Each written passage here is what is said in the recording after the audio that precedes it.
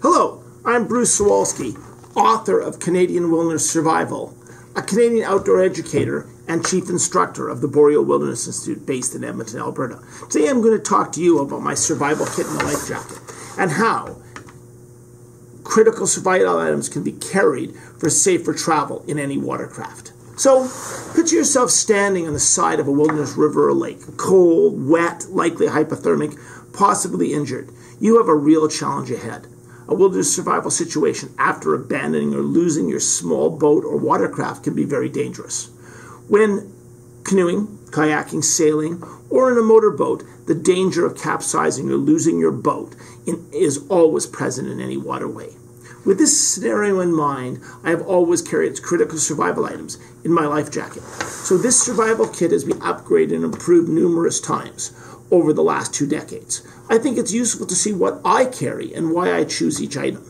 I need to ensure that the life jacket, this being a bearing by MEC, contains at least the top 8 critical items and is heavy in fire lighting equipment. I set 8 priorities for this survival kit: warmth, fire lighting, survival knife, first aid, signaling, water purification, shelter, and finally travel. The survival kit needs to be contained and or stuffed into these 2 small pockets included in the life jacket and or secured in some way onto the life jacket without affecting its ability to actually keep me afloat. I need to ensure that all the items are waterproofed and are able to be used in a moist environment. Every item in a small survival kit is a compromise, and certainly other alternatives are available to nearly every item I have put in my life jacket or taken along. No survival kit will ever do everything in every scenario. I'll repeat that. No survival kit will ever do everything in every scenario, and you will need to make compromises as we build these types of kits. No survival kit will ever be perfect, and most large survival kits are too heavy to be carried and impossible to take attached to your life jacket.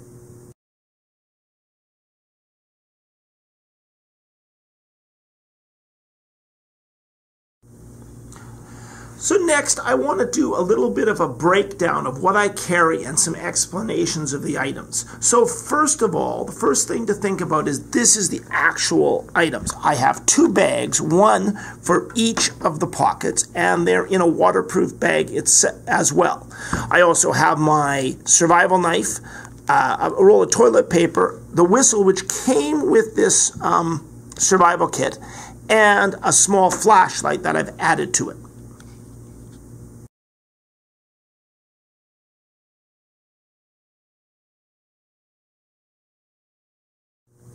Kit priority number 1 is warmth. For that, I carry 3 hand warmers, one 20-hour hand warmer and 2 smaller hand warmers as well. So if I get off the river or lake and can't pass the hypothermia test, I can immediately get my hands warm to get enough circulation that I can actually carry on with my survival preparation and actually light a fire.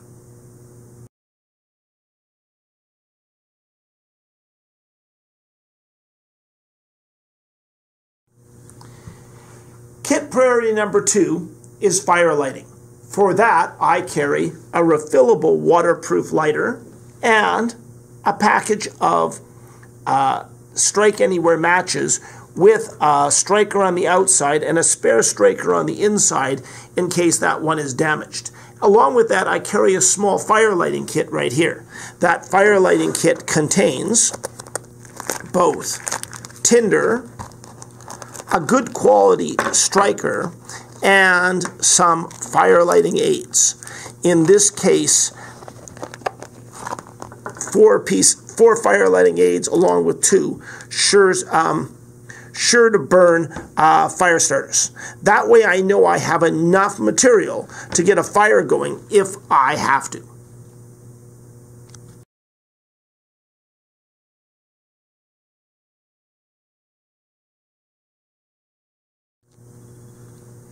Kit priority number 3 is my survival knife. For that, I carry a stainless steel Mora knife, which is a Mora 546. It's a rather an old model, but as one would know from listening to any of my other videos or reading my book, I am a big proponent of carbon steel knives, not stainless steel. In this case, my exception is I'm on the river and I've floated ashore, and I don't want my knife to be rusty before I start, and it's in a high moisture environment all the time. So for this, it's a good solid knife. It comes with a good sheath. The sheath is attached to the outside of the life jacket, and I have to unfortunately admit I rarely use this knife, as once I go ashore I take off my life jacket and I put on my survival kit and a string.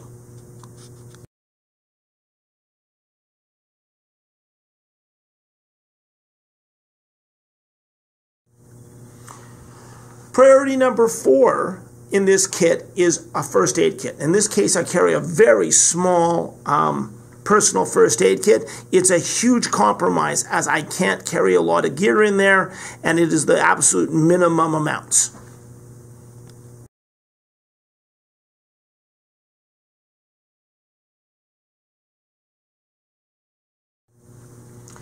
Priority number 5 is signaling. For that, I have a plastic Pearless whistle.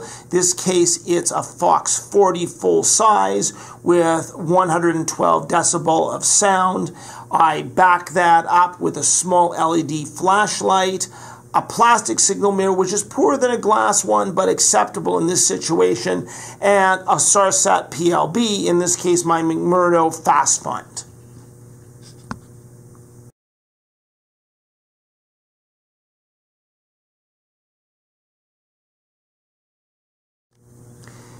Kit priority number 6 is water, and for that I carry a very small water purification system, a Pristine Pioneer drinking straw. It isn't the best water purification system around, but it's small, it's lightweight, and I have a feeling that if I'm sitting beside water, I am going to want to drink. And for that reason, I have some sort of water purification system. Along with that, I back it up with a 500 millimeter water bottle.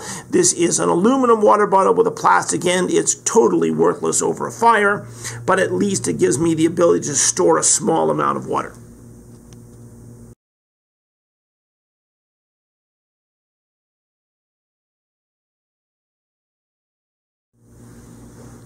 Kit priority number 7 is shelter. For this, I carry 2 brightly colored red garbage bags and 2 meters of cord. It's not a lot of gear to work with. It certainly limits my shelter options beyond building a primitive shelter out of natural materials, but it still gives me a little bit of option.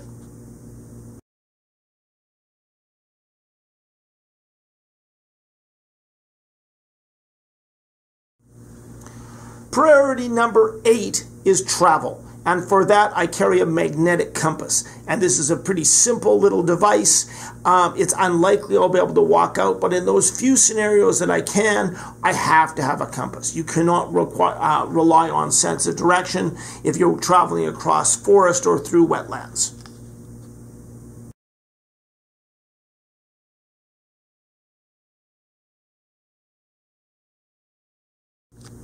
So let's talk about the other miscellaneous items I carry. So one thing is a small roll of toilet paper. I also have a candle, which could be considered a fire lighting object, but it's really that candle has a great morale builder as well in case I'm stuck in a really poor situation. Along with that, I back it up with a small bit of wire and some cord. That gives me some other binding objects, along with a small roll of duct tape. And that's my small fishing kit with the line, and there's also 4 safety pins in there. Along with that, you think about the fishing kit. I have no illusions of my ability to catch any fish without fishing kit that horrible, but it's better than nothing, and it may just give me something to do. If you're hanging around on shore, and especially if there's a rapid nearby in the Canadian Shield, you actually have a fairly good chance of finding something if you can do it, and if not, it just keeps me busy.